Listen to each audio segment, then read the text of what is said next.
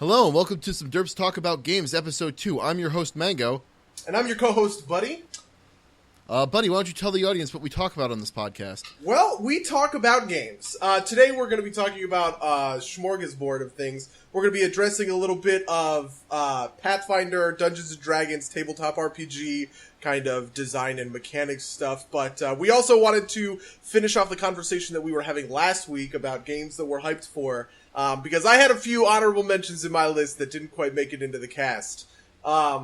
I guess we should just hit that out of the park first. The big title that I want to talk about, and the one that I haven't actually gotten to yet, which kind of sucks because it actually came out, is Civilization Beyond Earth Rising Tide. Because Civilization Beyond Earth is a fascinating kind of game culturally to me, just because of how much pedigree there is in the Civilization brand, and Civilization Beyond Earth kind of got its version of Panned. But it has way less hours played on Steam. You know, the R Civilization, R Civ, on Reddit is dominated by Civ 5 content. There's very, very little, if at all, Beyond Earth content. And so I'm really excited to see kind of the changes that get made to the player base, and whether this is kind of the big jumping on point for people into the Civilization Beyond Earth game.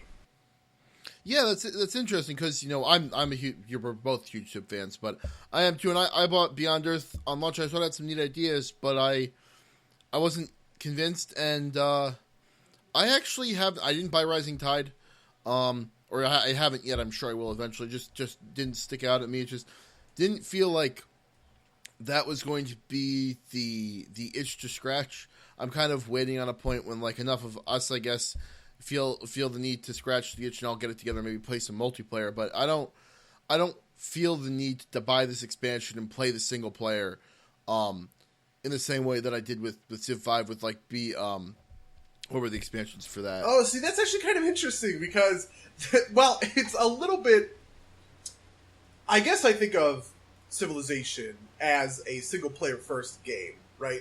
And so part of me just wants to get the expansion and dig into it, and just go nuts, and see what it has to offer. Because it's not, I don't even think I would really feel bad if the expansion was, bad for me to pay the $40 or whatever, right? Just because I love Firaxis so much. I love Civilization, and I don't mind, giving them a shot, right? Kind of giving them a benefit of the doubt almost. Absolutely. I didn't mean to say that because I often feel the same way. I feel Civilization's like a single player game in many ways, although I feel like the challenge multiplayer is necessary to keep it really. I have some, this is probably a topic of the podcast about how Civilization harder difficulties aren't actually the AI playing smarter, it's them cheating harder. Yeah, I hate that too. Which bothers me. But that's kind of how bad it is, right? That I'm not willing to Brave New World was the Civ 5 expansion. I was so hyped for that. I was not as hyped as about as hyped as I am for Fallout 4, right? I was following all the changes, getting ready, just rubbing my hands together, playing it on launch, and I was super pumped for that. Reading the individual balance changes in a thread that Firaxis had made. Rising Tide, I don't really care. That's funny. I'm sure eventually I'll get it. My thought, I looked at it and I was like, man, I'll probably pick that up during the winter sale or something like that. That's interesting, especially because, my Civ 5 experience is very different than yours. I actually played a little bit of Civ 5 Vanilla, and, it was okay and everything, but it didn't really grip me or grab me. And when I really got into Civ 5 was the first expansion, Gods and Kings. That was when, it took off, and I was like, all right, here we got a game. That Brave New World was just icing on the cake, for that matter. That's interesting. I'm a believer that the problems with Beyond Earth aren't problems that an expansion can necessarily flesh out. I really think it has a lot to do with the AI, and how the AI is programmed, and I'm kind of just waiting to see almost an AI update that just says, hey, the AI are going to attack you more and make more interesting decisions, But hey, maybe there's a part of it. They redid diplomacy and stuff. But anyway, I don't want to hammer that point home. Yeah, I feel like that's kind of like the AI isn't particularly interesting as a problem for Civ games in general. I think part of the biggest problem with Beyond Earth is that it's supposed to be this great new game set in space, this radical departure, and it feels kind of like Civ 5 with aliens instead of barbarians, like green things instead of like normal color things.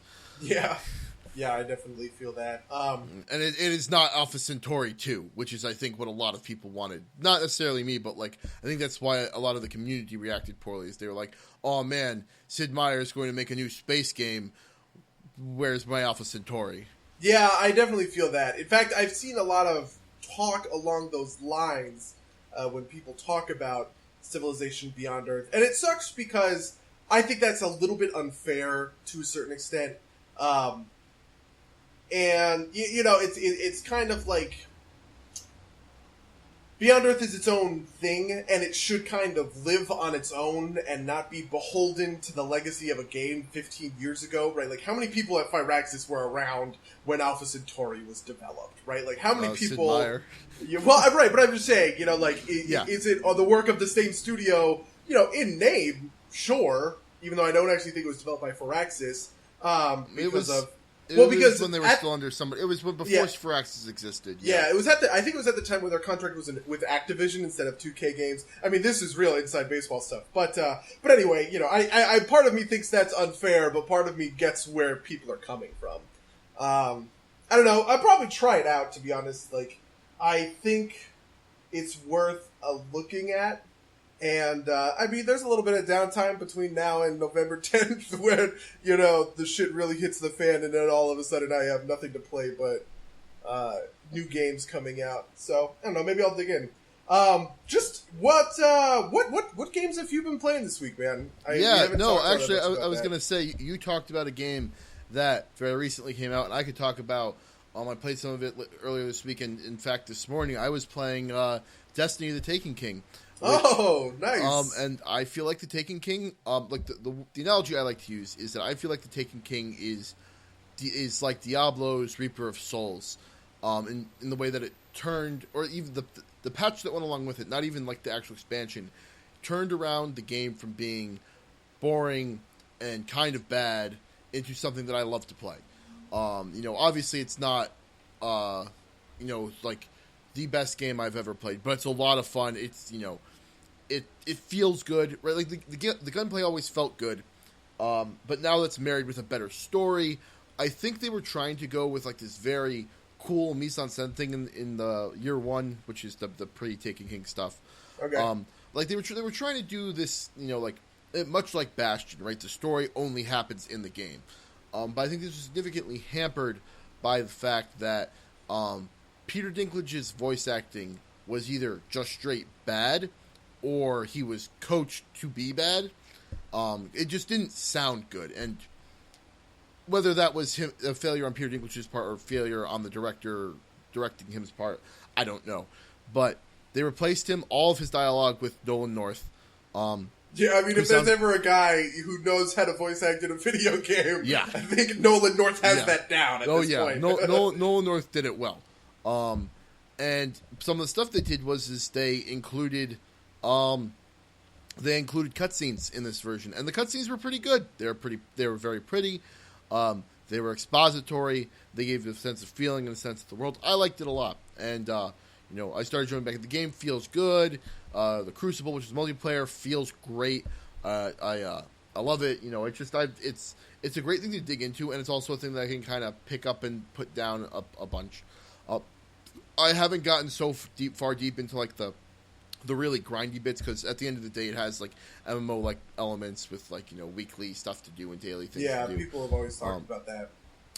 But I'm just surface enough on the game that I'm still enjoying it without feeling like I'm grinding on it. So I'm happy. I'm not convinced if it was the only game I'm playing I'd be as happy with it as I am, but because it's kind of like one of the X games I'm playing, I am having a great time with it. It's always a little bit sad to me that it never came out on PC, because I'm a part of the PC master race now.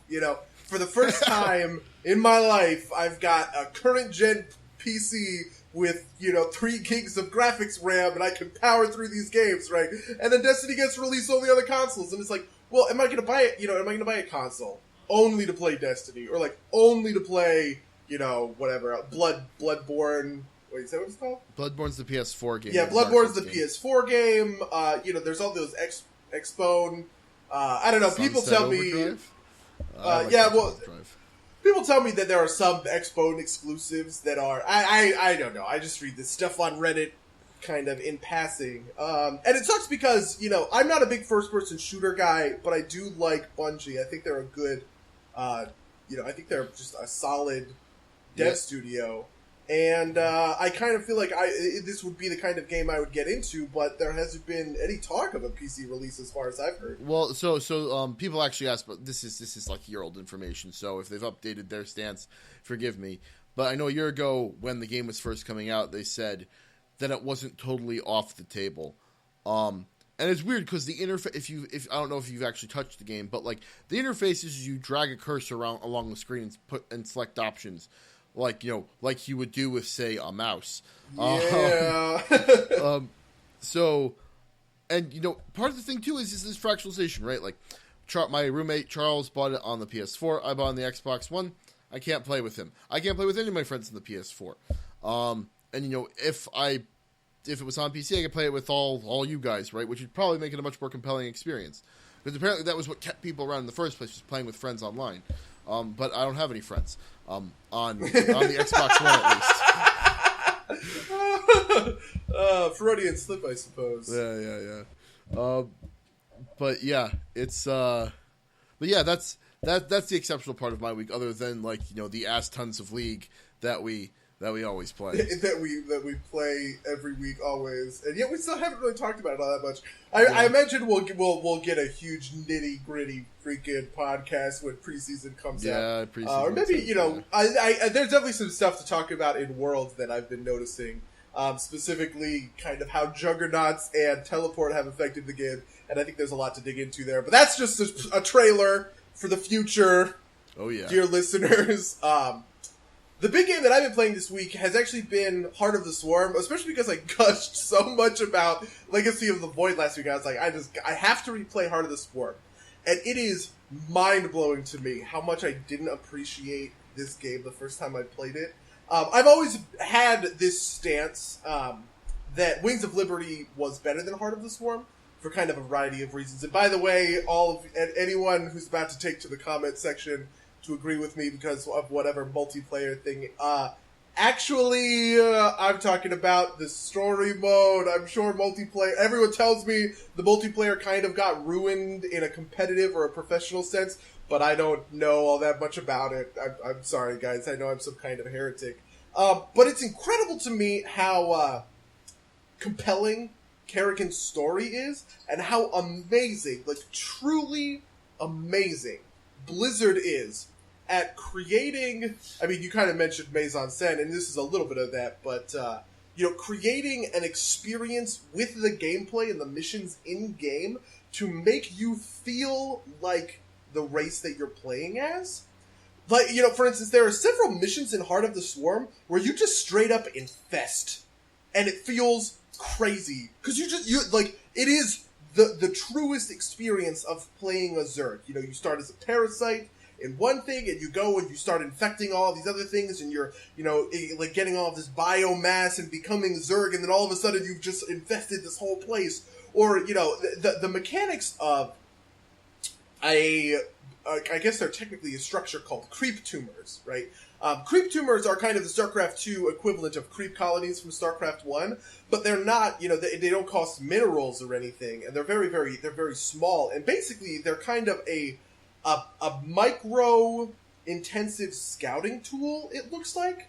Because what they are is they come on a very early unit, the Swarm Queen, and it's just an activatable that they have to lay down a creep tumor every 10 seconds or so. And so if you can spare the micro to tell her to go lay down creep tumors at the edge of their range over and over and over again, you'll actually start to blanket the map in creep. And obviously Zerg regenerate faster on creep, they walk faster on creep, I think they have increased attack speed also on creep. On top of the fact that it's kind of a scouting effect, right? Because if you extend creep, like the creep tumors out far enough, you will see any attacking forces because they'll attack your creep tumors, obviously. And it's just, it's a very weird experience that I didn't get the first time I played Heart of the Swarm, and I have been so enthralled with this time, is like watching how I have to creep up the entire map for certain missions. Or those missions where I just decide, you know what, I'm just going to spend 10,000 minerals on freaking Zerglings, and I'm just going to go nuts on their base. You know? I don't know, man. God, that game is so good. StarCraft is so good. I'm so excited for Legacy of the Void. Yeah, sorry, man. Wow, I just monologued a little bit. Yeah, I mean, like, if it makes you happy, bro. Yeah. Yeah, the only thing I contribute to that is, yeah. So, one of my friends, once he played on my account multiplayer, he was trying to race change, and he got that account to plat or diamond. I don't know. I forget what the leagues were in StarCraft. By the way, I did. Yeah, I don't care. That's a violation of the terms of service. But don't tell Blizzard, please.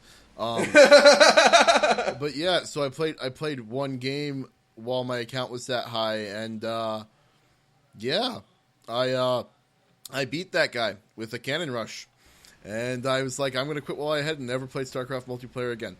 Yeah, I mean, when Wings of Liberty came out, I used to play a ton of StarCraft multiplayer, but that was because there wasn't a meta, you know what I mean? I thought Reapers were the coolest unit, and so a friend of mine who played Zerg... there was a meta, you just didn't know about it. Yeah, well, yeah, that's fair, I suppose. What we would do is we would do Reaper Roaches rushes, where I would build a ton of Reapers and you would build a ton of Roaches, and I would swarm into their base, you know, to do the normal Reaper things, right? Like where you kill their supply line, or not their supply line, their, what are they called? Workers. You murder as many of their workers as they can. They bring their guys to fight you, but instead of leaving, I would go and throw my Reapers at whatever detectors they had, because then I would let my friend Max come in with his tunneling roaches, and they would tunnel all the way into the base without being seen, and pop up and just destroy everything. And it, you know, it worked in bronze. Yeah, which is what I was in. At some point, we should maybe stream an Archon mode game in Legacy of the Void. Have you heard about Archon mode? Yes, I have. I think it sounds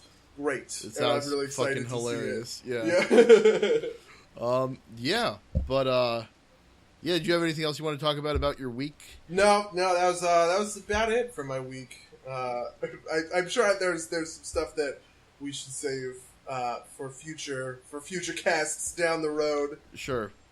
So yeah, let's get into the meat of it then. We're this week we're going to talk about Pathfinder. We're going to talk about Homebrew specifically for Pathfinder, mostly because in the coming weeks, Buddy's going to be starting a new campaign, and he's kind of nailing down the Homebrew he wants to use for it. And you know, he's played a lot of it. I've played a lot of it. We've both GM'd and played a ton of hours. We have other friends who GM and play a ton of hours and have their own thoughts about how the game should work, including, in my mind, a very important friend whose response is always, "No, that's not raw, so it's wrong." I actually think it's pretty great, the balance that we have between our friend group of how we want to and how we tend to change things. Because, you know, and this is something I've talked with, you know, people about plenty of times where, you know, my tendency is to over-tinker with rules a little bit. And, you know, that's just me. And there's our raw friend who does everything raw, even if we break it. Like, even if we completely demolish something and make it really, really broken, you know, it's raw, so it's legal. And I really respect his stance on that, because there are plenty of times where, you know, I'm playing in his game and I'm just like, listen, guys, this can't happen. Just for reference, by the way, this is our Iron Gods campaign run by our friend Nick. You'll be able to see that stuff on the channel, I imagine, because I guess we have those VODs saved, right? Yeah, we have them saved. You can definitely see them live streamed. I haven't put any work into putting them onto the YouTube channel. Maybe I will soon. But yeah, so maybe. But you can definitely see it live when it happens on twitch.tv/SomeDerpsPlayGames. Probably the other thing, I guess, just to give a little bit of primer for anyone who isn't incredibly familiar with Pathfinder. Pathfinder is a continuation of Wizards of the Coast's 3.5 D&D edition. Wizards of the Coast released 4th edition, and a third-party company who wasn't Wizards decided, hey, 3.5 was pretty good. We're going to take that system, update it a little bit, make it our own, call it Pathfinder. It's been out for years. You can go to look for Paizo.com or D20PFSRD.com for more information on kind of the background of the rules that we're going to be talking about for the next, hour or so. Yeah, just to clarify, part of the reason for this is that 4 was a very radical departure from 3.5. And so people wanted that 3.5 also was, if you notice, the numbers go 3.5, 4. So 3.5 was already like a half upgrade. And it just had so much content for it that people really didn't want to throw that all away again. And although most of it actually has been kind of transitioned out, like Paizo generally doesn't interact super great with the later 3.5 stuff because some of it's just kind of flat out broken. But for a while there was that where you could convert everything and still, you could use the core rules from Paizo and kind of bring in the additional content you wanted from 3.5. That was cool. So that's how that transitioned. But yeah, people's opinions on this whole period of RPG ephemera is very heated, very controversial, But anyway, to talk about the specifics of homebrews, right? Homebrew is a term, obviously, that we use for rules that a GM of a game will create, or players will suggest and a GM will affirm, kind of things. And people have different opinions on how homebrew should be used. Honestly, I used to use homebrew in what I think of as a very bad way when I was first starting out as a DM. I used to try and balance with homebrew, which is just inherently stupid. And this is obviously because I didn't know very much about game design at the time, but for the learned game designers out there, I'm sure we can all agree that balance is very iterative, and you need a lot of playtesting to kind of solidify it. And homebrew is kind of the opposite of that in a lot of scenarios. If you want to make homebrew rules, you really shouldn't make them too. You're not trying to nitpick balance with homebrew because you're always going to fall short, and it's going to be a little bit tough. You kind of have to be solving other more direct or appropriate problems in order for homebrew to be really successful, in my opinion, or in my perspective. I'm not really sure if you agree with that. No, absolutely. I will probably, I don't think I've said it yet on the cast, I haven't talked about D&D, but I will probably several times over the lifetime of this podcast talk about the sacred pact that is the rules. Yeah. This is my hill to die on, essentially. It's so the rules are kind of, this guarantee that this game is not completely arbitrary, that if you die, it's not GM's fault, DM doesn't hate you.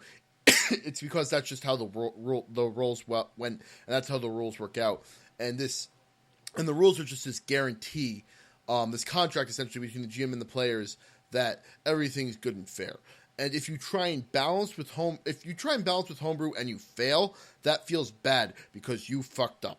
If you try and balance with, if the core game without any homebrew is unbalanced, you can kind of shrug your shoulders and be like, well, that's a weird artifact of the system, and you don't feel nearly as bad about it, right? You don't feel mad at your GM for making a broken system. You just kind of shrug and be like, well, he did his best and he played to the roles, and that just kind of happened. And that's why I think it's very important for homebrew to address, like you said, very specific deficiencies in the system that you think are there, or things that are so glaring that somebody would be aggravated with you for not fixing it if it came up in a game. I mean, to be honest, and I don't mean to toot your horn all that much, but it's that concept. When that concept was first explained to me, it was obviously by you or whatever, but it was a perspective that I never really taken underfoot. Because when I think of D&D, I think of it as a storytelling thing where kind of the GM is the he's the director of this D&D movie, to use a pretty poor analogy. But and so there were tons of things that I was doing on my end to change stuff because it felt more cinematic to me, or it, it made for more drama or higher stakes or whatever. But they were kind of unfair to players, right? Because I was kind of arbitrarily deciding things behind a screen that they couldn't see. So it definitely, I could definitely see how it came off, or like it does come off that way. And so one of the big things that I've been doing with Hell's Rebels, which is the game that I'm preparing to run, is thinking very deliberately about how I would like to create the cinematic experience that I'm looking for, right? And part of that is by enhancing systems that I think are underserved.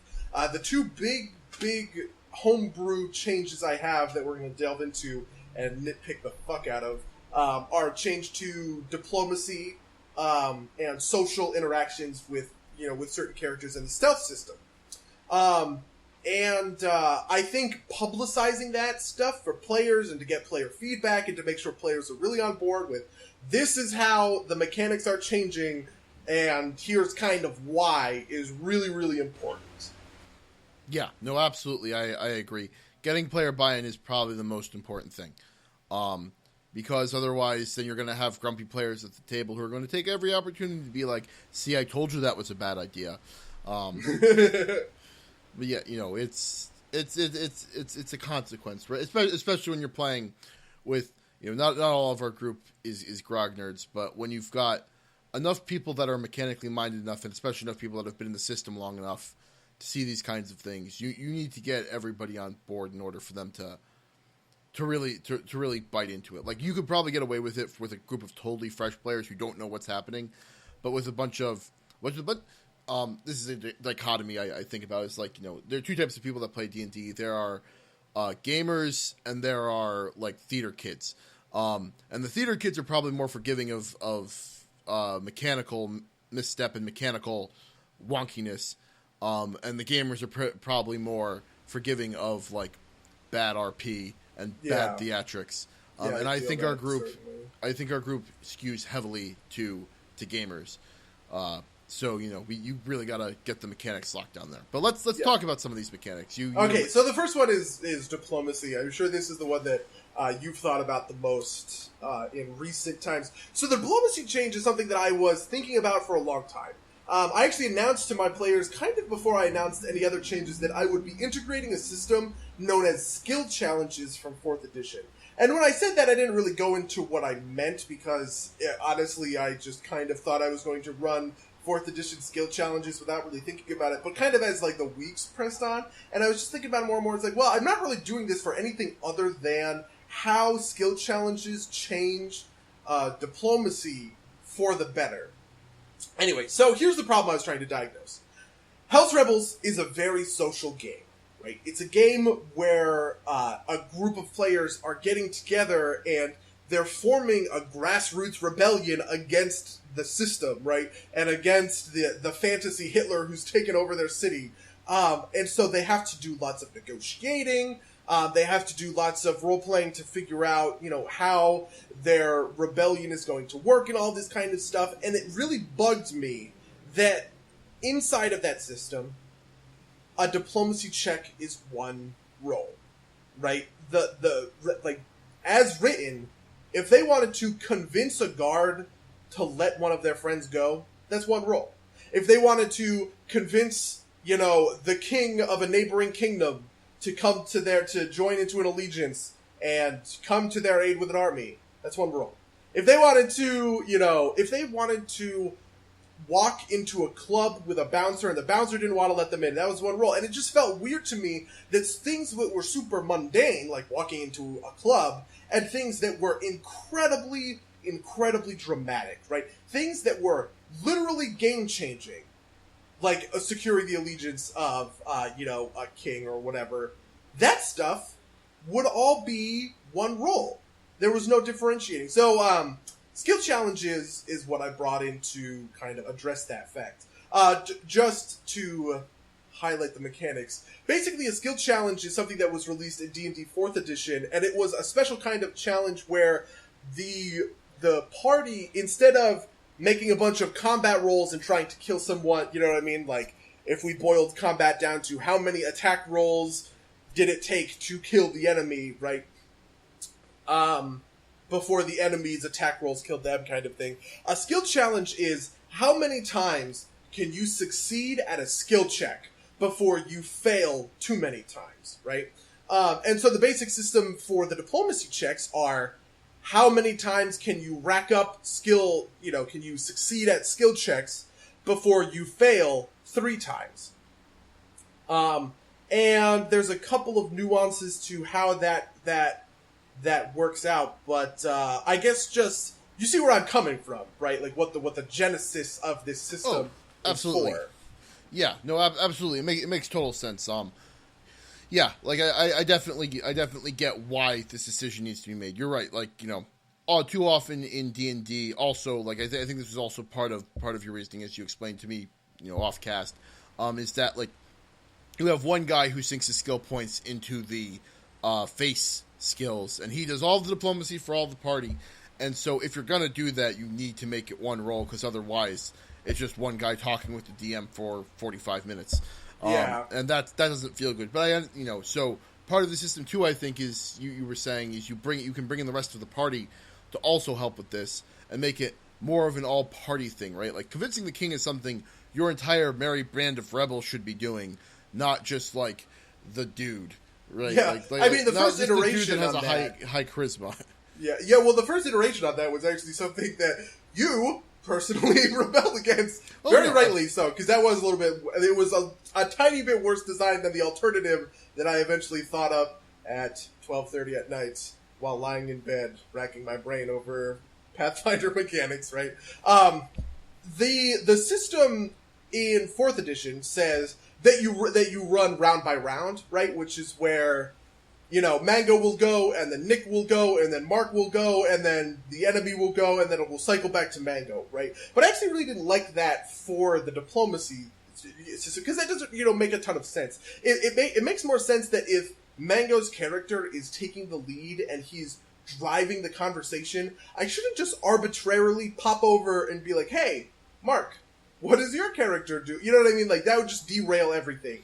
And so I got rid of that requirement, and the first thing that I instituted to replace it was a penalty, which was obviously the controversial bit. Basically, how that read was, the more checks that one person makes consecutively, the more kind of stacks, so to speak, they accumulate to make their further checks harder, right? So that if you have your face, who is making all of your checks and leaving behind the rest of your party, it gets harder and harder for him to continually rack up successes as he dominates the conversation.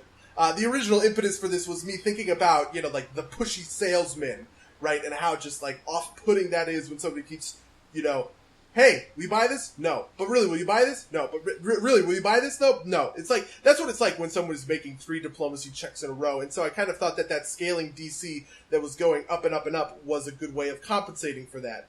But the system wasn't really well laid out, so to speak, because those stacks would be cleared as soon as one other person talked, right? So it really just incentivized a party to have 2 face characters. One who asks, hey, will you buy this? And then when the person says no, the other guy says, well, how about if you buy this from me?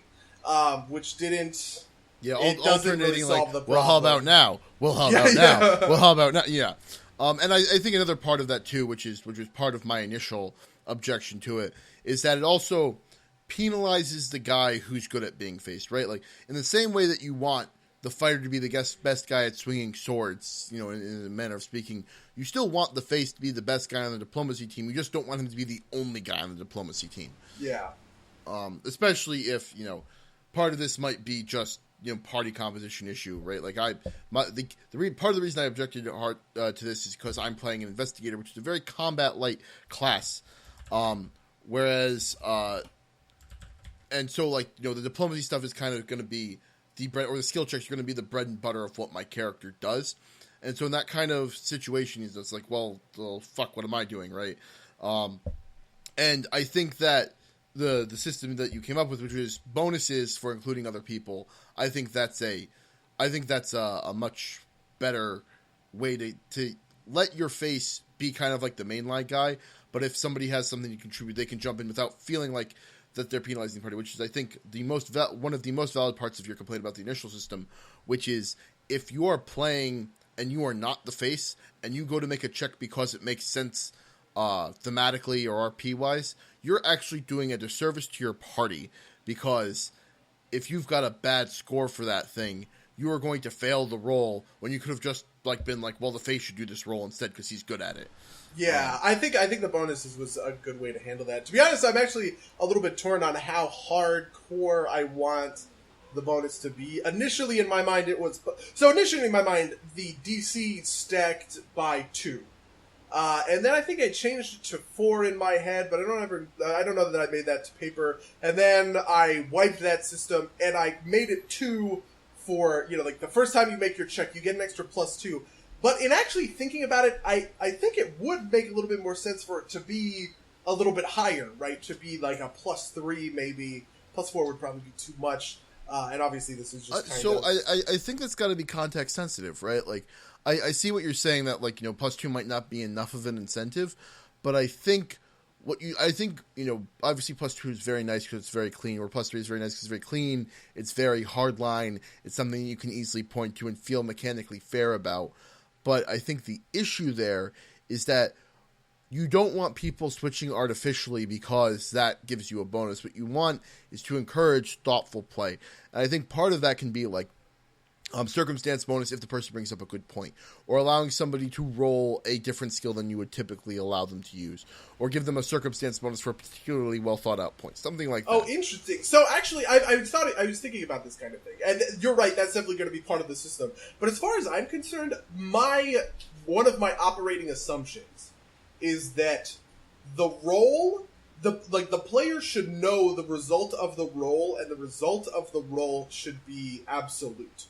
Right? So the player should, I shouldn't give a player a circumstance bonus for +5 because he's saying the perfect thing, right? But he rolls a 16, adds his bonuses, it comes out to a 20, and then I add that +5 kind of behind the board, right? And he doesn't necessarily see that. As far as I'm concerned, his roll should always be 20. And if I'm going to change the way the interaction happens by 5 points, the change should happen on the DC, because the DC is always going to be secret for these things, right? And so I think it's just a little bit more visceral and a little bit more important for the player to see their roll, know they rolled a 23, and you know what I mean, and whether that meets the DC or not based on those circumstances is the question. Sure, but at that point, isn't it kind of like splitting hairs?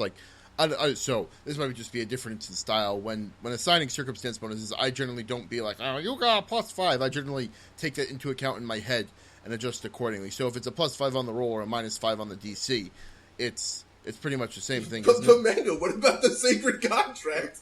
How can your player? Where's the contract when your players don't know? I'm kidding. But part of this actually brings up a pretty good point, which is, this has kind of been implicit and we haven't really talked about it, but we don't use the raw diplomacy system because it's broken. There's a bunch of good articles about it. I can link it maybe in the description. But by raw, a level 3 bard can convince anything to do whatever he wants, assuming he takes skill focus or something. Yeah, it's ridiculously dumb.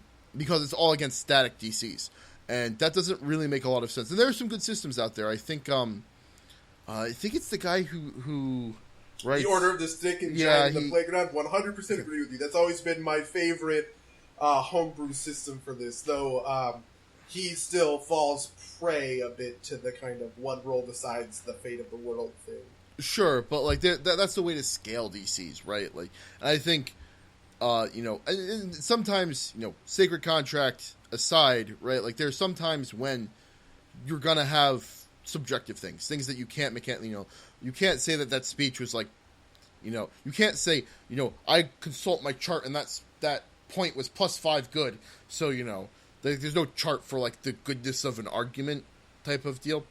Yeah, I guess I've always thought about it a weak, it's less the goodness of the argument and more he's hitting the weak spot of the target, right? If I'm appealing to a mother, because I want something from her, and I'm appealing to her on the basis of the well-being of her children, she's more susceptible to that. Theoretically, on one end, that's a good argument on the player, and he deserves a circumstance bonus. But as far as I'm concerned, that is the mother. That is almost a weakness of the mother, and that drives down her DC to resist. Sure, but so to speak, sometimes it's so. Unless you want to consider like a fairly common weakness to be susceptible to convincing arguments, like there are some times when it's not going to be against a weakness, right? Like, someone points out very clearly, right? Like, if you help us, you are less likely to be invaded, which is just kind of like a true thing, right? And, the king, I don't know if I'd categorize it as a weakness of the king to want to protect his homeland, right? Like, that's just kind of a convincing argument. Right? Like, I think the distinction I'm at least trying to put into what you just said is the difference between pandering, essentially, or trying to push the right button, and more just trying to make good argumentation, right? The difference between convincing someone, or the difference between logic and statesmanship, almost. So just to kind of circle back a little bit, the contention is that if I make the bonus a static +3, right, that you just get for beginner's luck for being, for the first time you speak and they're interested in what you say kind of thing, that it's going to incentivize people to talk in certain... It's going to incentivize people to... It's going to incentivize people to just talk, to figure out a reason to talk instead of... I mean, if you can figure out a good reason, that's fine, but it's going to incentivize somebody to go and make a statement, even if it's not a particularly strong one, just because, they get the bonus on the roll. Right, but I'd rather... this is kind of, I guess, a lesser of two evils thing almost, but I'd rather have the, warrior that doesn't talk all that much talk because of the bonus, than not talk at all, right? I don't know if personally, I don't know if I agree with you on that point, right? Interesting. So my thought here is just kind of when you're in this negotiation, your diplomat, your face should be kind of like the guy who's doing all of the baseline, hitting all the baseline beats, right? Like he's doing most of the negotiation because that's what he's good at. Much like in your fighter's the one doing the full attack every round because that's what he's good at. And obviously, it's not perfect. It's not a perfect. But it's not like it cycles to the rogue and the rogue just sits there for a round. Sure, you know what I mean. I also imagine that this system kind of works a little bit faster than a typical combat round, so that's a little bit more. I think definitely that's. Yeah, so that's a little bit more forgiving. I think that the soldier piping up and being and yeah, we're real good is a worse result than the diplomat just talking. But if the warrior hears them talking about well, how can we do the troops, right? The warrior piping up and being I'm going to personally oversee the deployment of the troops, and I have knowledge of extreme tactics and whatnot. And saying something relevant is, I think, in my mind, it's better to incentivize something relevant rather than incentivize talking at all. Obviously, you're free to disagree with that, but... Yeah, I mean, I think I kind of do. I'm just, playing that argument out in my head a little bit. Especially because, in my mind, the optimal scenario is everybody talks at least once, and maybe the face and one other person, dominate the conversation. But as long as everybody gets in one shot, as long as everybody throws one roll, I think I'm happy with that result. Because the last thing I want is someone to be kind of turned off by these negotiations, right? I feel like it's not, it's not for them, or the RP, it's not for them to RP or whatever, because especially in this game where RP is going to be very, very core. And I've made other changes that are a little bit smaller and more straightforward to incentivize people taking one of the 4 social skills. The social skills, I'm going to reference this later, so I'll just explain it now. The social skills are Bluff, Diplomacy, Intimidate, and Sense Motive, by the way. If I'm going to incentivize them to take those skills, if RP is going to be a big part of this, game, I want to make sure that in these big set-piece RP moments, right, when you have to, get down and get on your knees and convince this person to help out the rebellion, or you guys are dead in the water.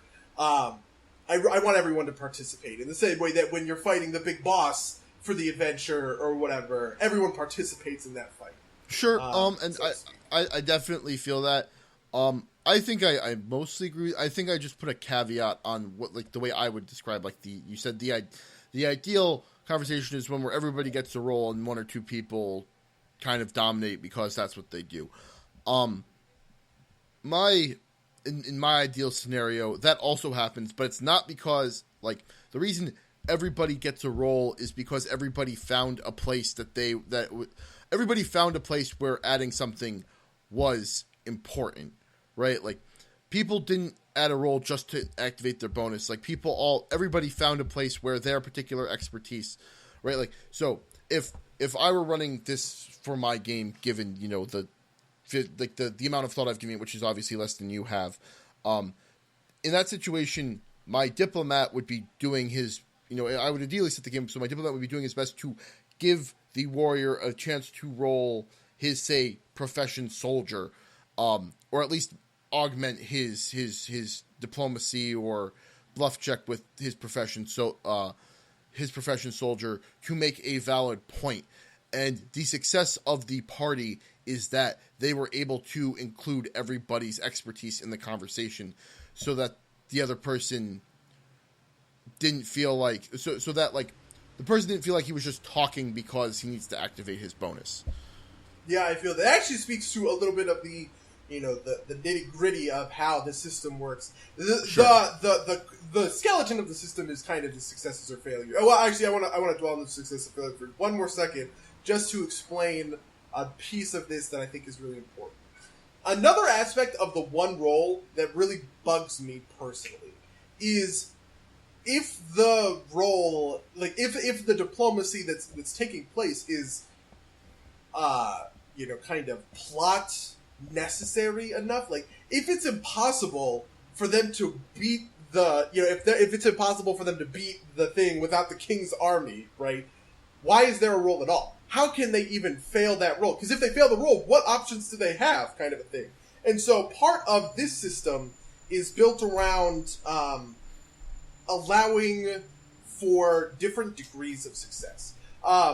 Functionally, the way I have it written in most of the scenarios, because I haven't really changed up the progress all that much, but there are 3 tiers of success, right? The first being kind of minimum compliance, which is pretty easy to attain, but it's really not all that much. The second being a medium level, and the last being maximum, I'm 100% behind you, right?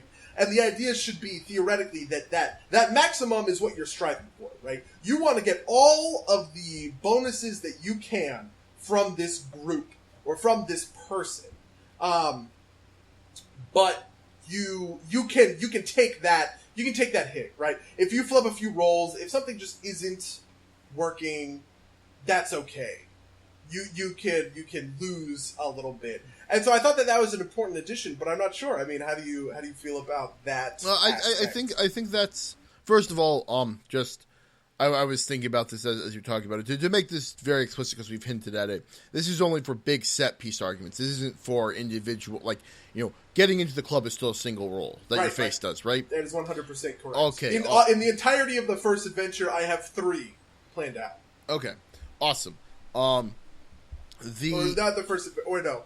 Is that, well, not the first session, but the first adventure. Book. Yeah, the first book of the adventure path, there are 3. And I think that's a relatively good, that sounds about right. Yeah. But I think that degrees of success, I think your point is very, very salient, right? Like, if you've got an unfailable point, why is it even a failable point? I think that degrees of success is very good.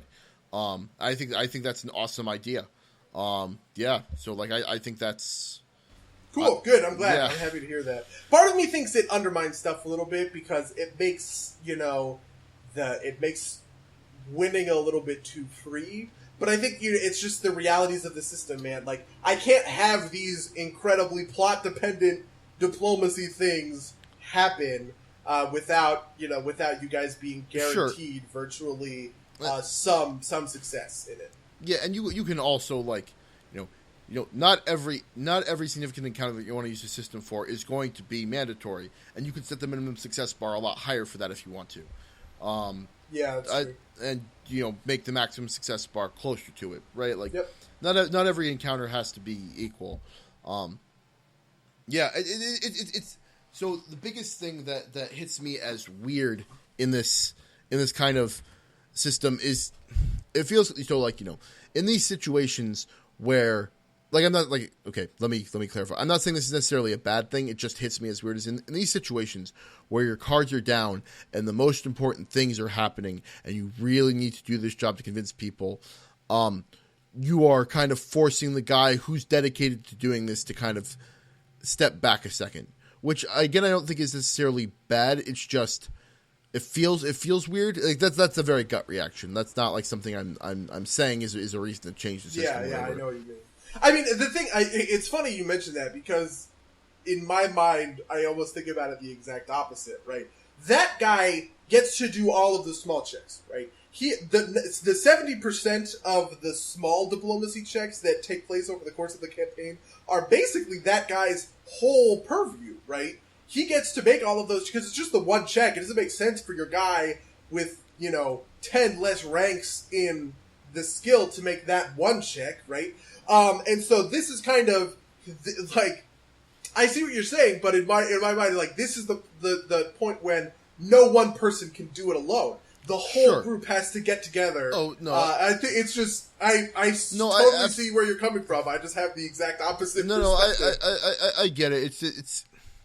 It's I think less I think this is kind of almost weirdly you're taking a more mechanics heavy view of it and I'm taking a more story view of it. Things that I never thought I'd heard here. Right, like because it makes sense from a mechanical perspective for everybody to participate in this epic conversation, but from like a kind of I guess like a story perspective, right? Like aside from like an impassioned speech or something that makes a lot of sense for other characters, say you're mostly going to be relying on the diplomat. But I think obviously there's I think part of it is encouraging. I think if you leave it like a +2 or +3, and people aren't invested in the right skills, ultimately like past like level 5 or so, I think you're still. If you don't have something really smart to say, like just thinking about it over in my head, right? I think this system's actually a little bit better than I initially gave it credit for, because at like level 5 past, if you're just making a statement with the bonus, that's not going to be enough to override the good bonus on your face. I see what you're saying. Yeah, I definitely agree with that. I mean, part of the meat and potato, like the super nitty gritty that we'll explain in a second, is also meant to address this a little bit and open it up a little bit for kind of other players to come in and strike while the iron is hot. So the way that the cogs work and not just the gears is those 4 social skills are what you're primarily using to convince someone, right? Diplomacy, bluff, intimidate, and sense motive, right? 3 of the 4, diplomacy, bluff, and sense motive, can rack you up a success or a failure based on whether or not you succeed or you fail the roll, right? If I attempt a diplomacy check and then I succeed, I rack up 1 success towards hitting my first tier of benefits. And if I fail, I rack up 1 failure towards my shutting down the conversation in total, right? Because if I rack up, the maximum number of successes where I get all of the benefits that I possibly could, the encounter ends. Or if I rack up the maximum number of failures that the target is willing to kind of forgive, right? Which is, in most cases is 3. I haven't deviated from 3, and I honestly really don't think any number besides 3 will appear, just because 4 seems like too much and 2 seems like too little, but obviously I'll just leave that up for iteration. The conversation ends as soon as those failures get racked up, right? The sense motive cannot give you a success. But it can. Hold okay, one second. You initially said diplomacy, bluff, and sense motive. So I think. I meant diplomacy, bluff, and intimidate. Yeah, okay, that makes more sense. Yeah. I thought you might have been going somewhere else with intimidate, because intimidate's also a very strange skill in that it's you yelling at Yeah, people. it really is. But I've kind of folded it in a little bit. Yeah, it makes sense. Anyway, yeah. Get back to your anyway, so sense motive won't give you a success, right? If you have someone roll a sense motive check, it won't count towards your maximum number of successes. And if you fail a sense motive roll, it will count towards one of your failures. The big thing about sense motive, however, is that it'll if you succeed, it will show you about the target, right? What are their weaknesses? What are the skills that are going to be most susceptible to them? And in my mind, it's going to unlock, 2 to 4, depending on different things, ancillary skills like knowledge skills or something like craft poetry. Just like the out there stuff that your face isn't guaranteed to have. And so, yeah, maybe this is the time when like the profession that you realize, like the sense motive roll is going to tell you. Profession soldier can get you a success here if you succeed a profession soldier check. And then all of a sudden, you have the cavalier with like 10 ranks of profession soldiers. He's like, I got this, guys. Like, we in there, boys. And I think that's the other half of the system that really complements that ability. So right? I kind of want to actually dig into this a little bit because I think that's an awesome idea.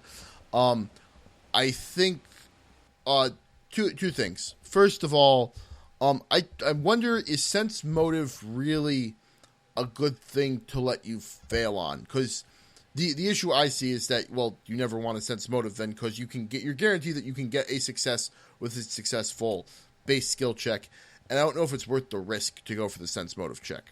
I think part of that can be addressed with, something like, it doesn't directly lead to a failure, but maybe gives you some wrong information, like thinks that you can get a success with knowledge nature, and if you end up rolling that knowledge nature check, you fail because it's not actually a possible success. Oh, geez. Interesting. Whoa, that is actually kind of mind-blowing. The mind games I could play with you guys. Yeah, but like, wow. the thing there that immediately struck out to me was that, like, this failed sense motive check will give you a wrong avenue, a wrong, like, maybe not necessarily a bad skill check, but maybe it's like, oh, if you pursue this line of reasoning, you'll get somewhere, and you just read the situation wrong. It doesn't make a lot of sense to me to think that, like, you think, he probably would like it if I talked more about, like, the soldier formations, when in reality he's just like some sort of bureaucrat that doesn't really understand it, right? Like, it doesn't make sense to me that you thinking that automatically leads you to a failure if nobody ever actually brings that up, right? Like, if you find some other line of reasoning that you think is working better anyway, and you just keep that in your back pocket if you need it, and you never need to use it, it doesn't make sense to me that leads you to a failure if you don't ever use it. Does that make sense? Yeah, I guess I just see where that was coming from. The thing is, so, I feel like there needs to be some stakes on sense motive, because I really like the interaction of, you make a check to figure out this guy's weaknesses. What makes him tick? How can I really hammer home my point? Kind of thing. And I think sense motive is the natural skill for that. But if there's no chance of failure, it's kind of like you just keep rolling sense motive checks until you succeed. You know what I mean? Like, you never have to play the trade-off of, I rolled sense motive and I popped a failure. So not only did I not get the insider information that I want, am I going to risk rolling sense motive again? Otherwise, you just have it where the first couple of rounds of this is people spamming sense motive until you hit it. You know what I mean? Maybe the way to do that is to limit what you can sense. Like, you can't sense motive on, like, you can only sense motive generally, like, once, and then maybe you sense motive on a particular statement an additional time if you want to. Like, you can't, like, you can sense motive on the general demeanor of the guy, and, like, near the opening if you want to. And maybe, like, after you've talked for a little while, be like, oh, he talked briefly about this. Is this an avenue of conversation worth pursuing? Sense motive. I get that. I do. I definitely get your point.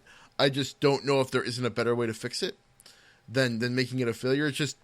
It seems like a huge risk to me to roll something that will never give you a success, to risk 1/3 of your opportunities.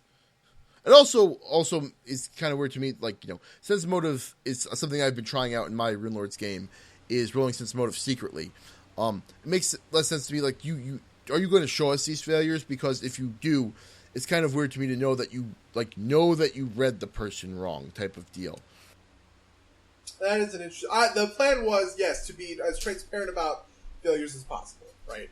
Every time you guys rack up a success, I let you know. When you hit a tier, I let you know. When you rack up a failure, I let you know.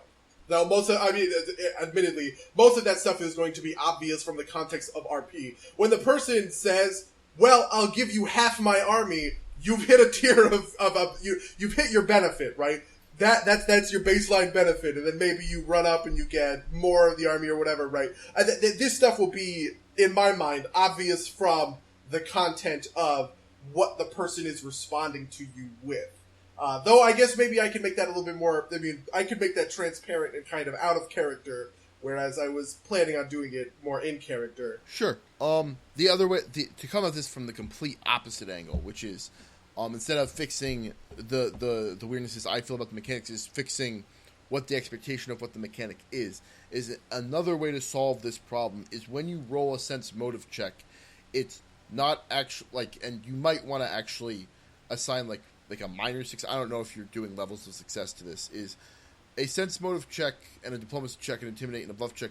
They are not checks they are not attached to single statements. It's something more in, say, like the burning wheel style of engagement. Is that sense motive check isn't you just reading the person, it's you engaging in a conversation where your primary drive is, instead of influencing the person on your own agenda, is to influence them off of what you read off of them. And so what that check actually entails is a little bit of a back and forth, and a failure there justifies the failure because you've read something wrong and you've actually acted on that in that kind of microcosm. Yeah, I mean, that was a little bit of it. To be honest, that was kind of the justification I was using in my mind for why this makes sense to rack up a failure in story perspective, right? Because theoretically, what happens is you sense motive something, and you don't necessarily sense motive something and then come out and say it, but you might phrase something a little bit differently, or use some dictionary, or diction, or syntax, or whatever, that just kind of suggests at it, almost, and that's what racks up your failure, right? Like, if you misread the person and that just bleeds into what you say over the rest of the conversation, that's kind of the representation of the failure that I was thinking about in RP terms. Though it isn't necessarily the starkest thing. And I definitely know that it feels a little bit weird because it feels like you should be able to help that if you roll it, right? Like, kind of the idea being that, like, when I roll a sense motive check and it pops a 4, right, I know that whatever information I get is either wrong outright or incomplete or whatever. And so it kind of sucks to hear that I acted on that. My character acted on that information anyway because it didn't know any better. I think that's a little awkward. Yeah, no. That's actually that is exactly why I've started rolling those checks in secret. At my table is because knowing you rolled poorly is kind of it's a trap, right? Like, even if you have the most sincere players who promise you they're not going to metagame at all, knowing that they rolled poorly, it's going to be impossible. Even if they don't intend to, they're going to act because they know they rolled poorly. Yeah, I'm with you. To be honest, I actually fully intend on implementing that outside of this specific scenario with stuff like perception and to me, the biggest offender in that vein is perception, right? I think perception and sense motive and stealth. Yeah. So what do I use in my game? I use perception, stealth, sense motive, and maybe one other one. I think those are all. Sometimes I call for them to be secret, otherwise as well. But yeah, I think everything in that vein is kind of like, if you've rolled badly, you act differently, which is not what your character should be doing.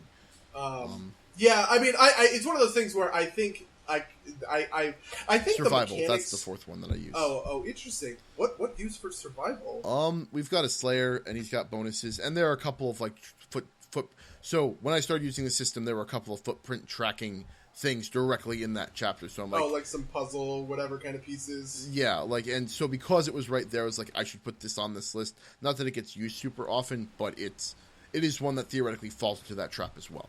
Okay, yeah, I feel that. Yeah, I'm with you.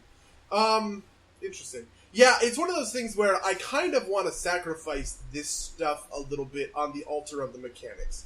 I think that the mechanic itself, where you sense motive in order to get a big boost, so to speak, for your party, but it doesn't it doesn't lead to a success, but it leads to leading to successes, right? At the risk of racking up a failure, like that's a really strong interaction, and I don't really know that there's a good way to replace that.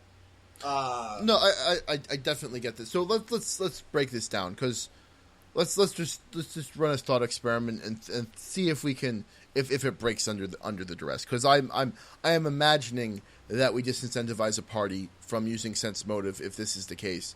But let's see if we can do some math, right? Like so let's say we've got our diplomat, who's gonna for our purposes going to be the guy who's making most of these checks, right? And he's got a very good bonus to diplomacy or some such, right? And let's assume that if we aren't doing something else, your diplomacy guy is rolling a diplomacy check. Does that sound fair? Yeah. Or your face is rolling a face check, with a very good modifier. And what's round numbers is 10 like good for like a full successful encounter?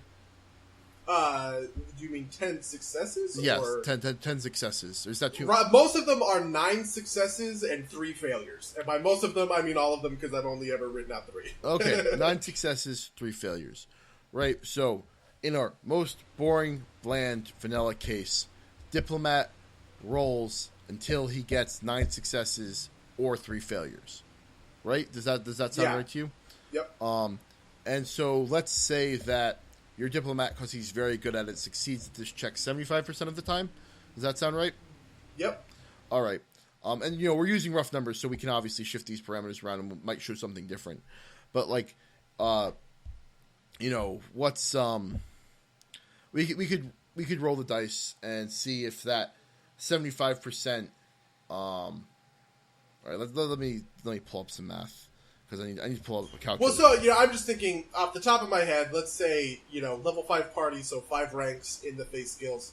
They're all class skills for this guy, 3 extra ranks, and then they've got a +2 charisma, because they're not necessarily, whatever, just to make it easy, right? So that's a +10.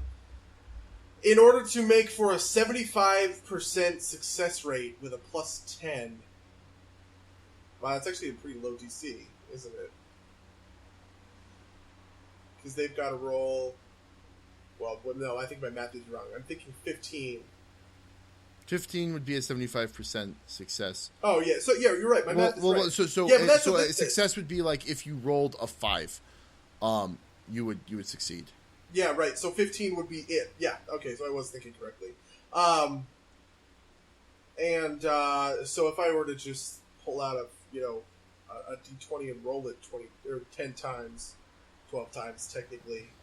How many times would I beat that 5 before I'm actually doing this. Oh boo.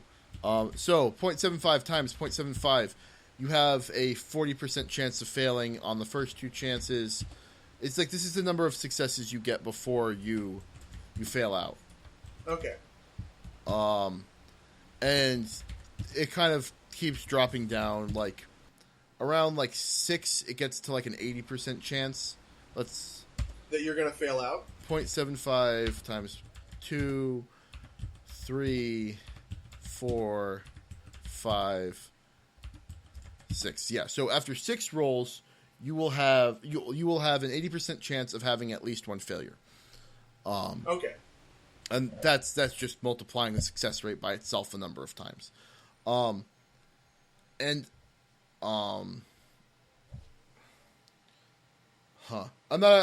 actually have to sit down and think about how to do the actual math for this. Well, because the thing is that the DCs as I've written them are a little bit higher because they scale in certain ways, just in general.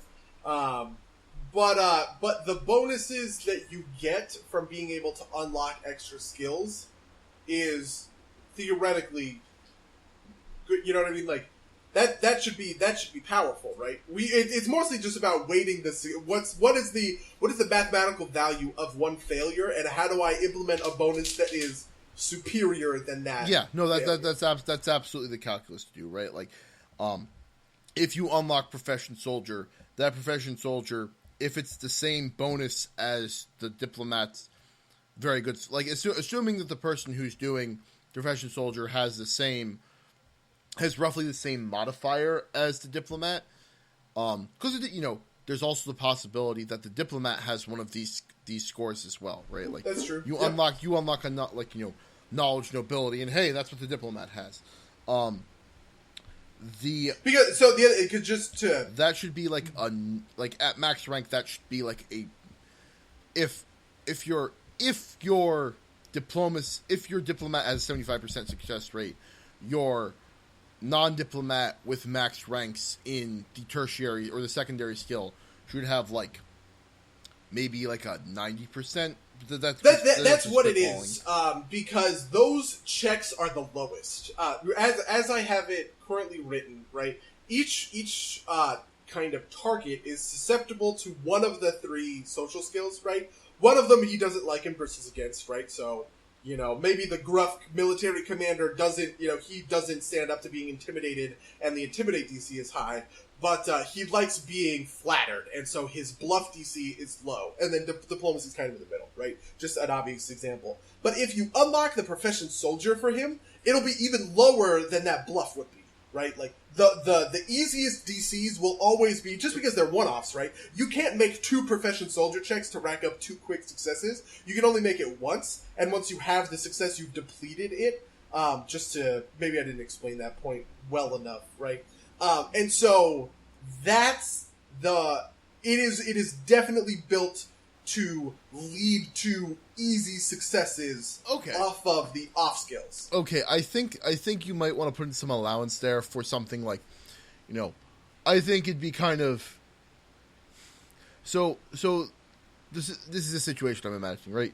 You go up to this gruff general, and it's obvious he's a general, and your player thinks to himself, well, I'm trained in Professional Soldier, why don't I give that a go, right? Like, without rolling the sense motive check, right? Like, that's just kind of like a player intuition type thing.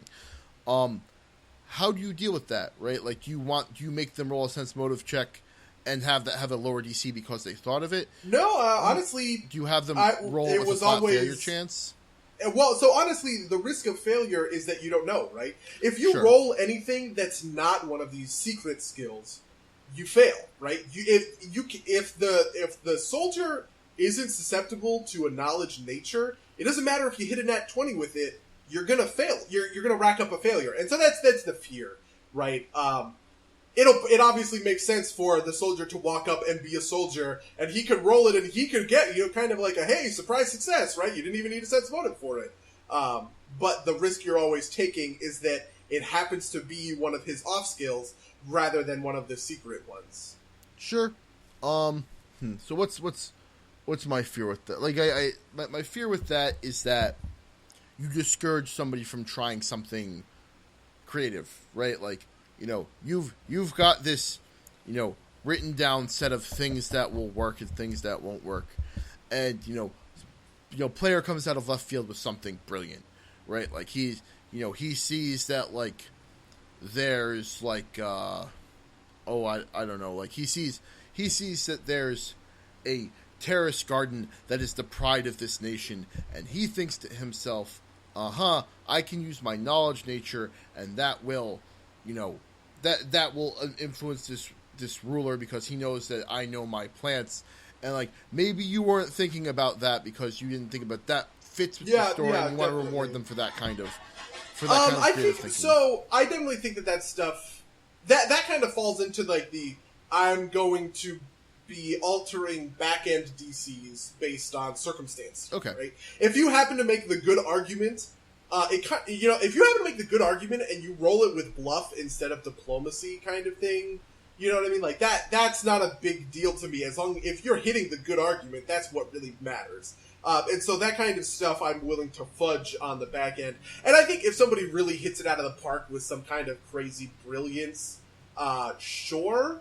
But I also think that a lot of the time it's going to be people, like the other side to that is someone walking up to them and just, making up something crazy and completely out of left field that just doesn't make any sense at all. I am not mad at penalizing that player. That makes sense. For making, you know what I mean? For being so loose, so to speak, with something that has some weight, right? Like you shouldn't play around with these kinds of interactions with people, right? And taking risks is obviously a good idea, and doing so will get you the circumstance bonuses that you're looking for on the back end. But being crazy for the sake of crazy, or trying to kind of wheedle your way in, that kind of stuff, I feel like is just going to be... That's fair. Yeah. Huh. I'm just wondering if so let's go back to this soldier approaches to general type of scenario, because I think it's a very kind of core and easy to understand one, definitely. So part of this is maybe this should, I think it's kind of explicit, but maybe just in particular with this group, you should make it very explicit. You're giving everybody an extra skill point. And it should kind of be explicit that skill point is expected to be going towards one of these persuasion skills. That way, the soldier that walks up to the general and sees that extra skill point, or not sees that extra skill point, sees that he's a general, can roll a diplomacy or maybe even a bluff or intimidate check against that general, with the argument being in the vein of something that would be backed by a profession soldier check, without risking the failure. Does that make sense? Well, that's actually kind of interesting. Right? Like, the soldier that walks up and says, normally something that's like, I see your men march in tight formation, which is something he knows because of his profession soldier. Maybe something he noticed with an independent profession soldier check earlier, and he makes it and he's like, that makes for strong men, and that's why we want you as your ally, right? Like, that's kind of like a diplomacy check, or maybe even like a bluff check if he's lying about it. But, that kind of he's making the check in the primary skill, but augmenting it with his knowledge, and that makes you less afraid to try something like that. I think that that will to be honest, what that suggests to me is a little addition to the system, which is that you can make you can make perception checks or knowledge checks kind of leading into these big encounters to give yourself a leg up almost. It's kind of like in like certain like video games, right? Like where you can just keep mashing A until you get all the way through the dialogue screen, right? Or like in Mass Effect or something like this, right? Like you can investigate all of like the little let me ask this question, let me ask that question, and it might reveal that little tidbit like, oh, what's her face's daughter left, their health kit behind. She said she left it under the stairs, and then later to go check under the stairs for that health kit, right? But the person who just kept mashing forward, missed it. Okay. So I think there's something to be said for like setting yourself up for I've got good skills. So hear me out, because I just, you're saying that kind of gave me an idea. Let me just again, spot of the moment idea. Let me bounce this off. You see what you think. Sure. Part of this encounter includes a pre-negotiation phase where you're given X number of checks to, you give background about what this house is, what this place is, who you're going for, and you've got X number of checks to gather the information you want about this to aid you in your conversation. Something like there's this city, or you're talking to this head of this house, and House Sheltaro, because that's the house is known for having their information network, right. And so you use your knowledge local to dig up some information that you think would be useful for them, or and you probably players you've got 3 checks to figure out, or you've got 4 or 5 or a check apiece to bring something valuable to this conversation to give you a kind of inroad in. what do you think? And if your player is thinking about it and makes the correct decision, or like a correct decision, right? Like, you're talking to the house, like the botanical house, they make their knowledge nature check, right? And that gives them something to give them an inroad with. Or you've got your spy house, and they make the knowledge nature check because, lol, I don't know, and that doesn't give them anything useful. Does that sound like a good system? Yeah, I think that's a good kind of way to approach it. I definitely think that these are the diplomacy boss battles, right? And I don't really think that it's fair for you guys to just kind of waddle into them. It's not going to be something that surprises you, right? You should theoretically know that it's coming, so that you can kind of prepare and understand, ask questions to the people who set you up about it, kind of thing. Like, what do you think that What's-Face is going to say when I ask them to hand over their life savings to the rebellion, right? Like, or whatever, right? You can kind of get that context before, and I think that's really important. It's not something I really thought about before. So it's definitely, it's definitely a good addition. I think another piece of this is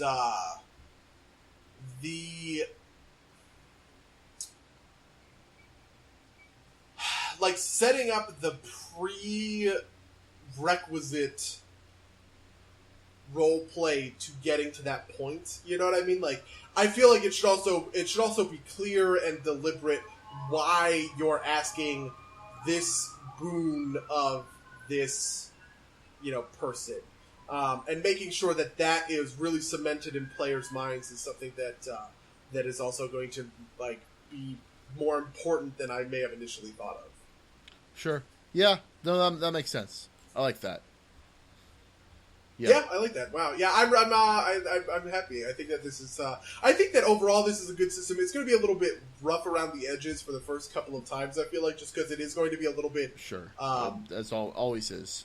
Yeah, but I don't know. I feel good about this design. I think this is pretty robust design.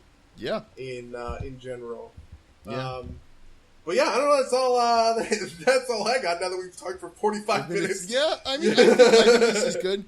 I think obviously we'll gauge feedback from listeners whenever we get them. Yeah, it's true. I will because I think doing these things kind of very talking about different homebrew, talking about different.